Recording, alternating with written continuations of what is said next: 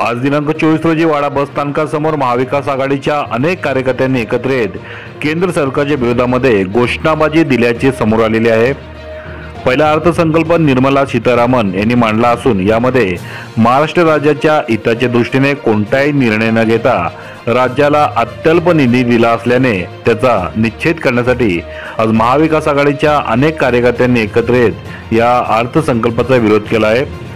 या प्रसंगी सुरेश पवार, प्रफुल्ल पाटील, गणेश पाटील, पांडुरंग पठारे, आमीन शेंदू, निलेश पाटील, प्रमोद घोलप, उमेश पठारे, मृणाल नडगे, भक्ती वळटे, भारती सपाटे आदी पदाधिकारी व कार्यकर्ते यावेळी उपस्थित होते।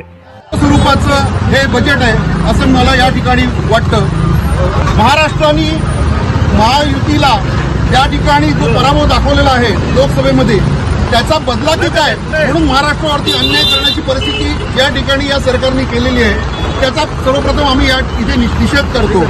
येणाऱ्या विधानसभेमध्ये लोक त्यांची जागा त्या ठिकाणी दाखवून देतीलच, पण यापूर्वीच्या नेत्यांनी त्यांना सूचना दिली होती की राजांनी राजधर्म पाळायचा असतो, त्यामुळे राजांनी सर्व प्रजा असते तिला एकसारखा न्याय द्यायचा असतो।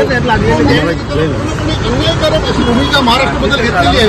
जो महाराष्ट्र देशाला सर्वात मोठा निधी मिळवून देतो त्या महाराष्ट्रावरती ही परिस्थिती आहे। त्याबद्दल आम्ही इथे महाविकास आघाडीच्या निमित्ताने सर्व कार्यकर्ते निषेध करण्यासाठी जमलेलो आहोत। आणि या सरकारचं करायचं का? या सरकारचं करायचं का?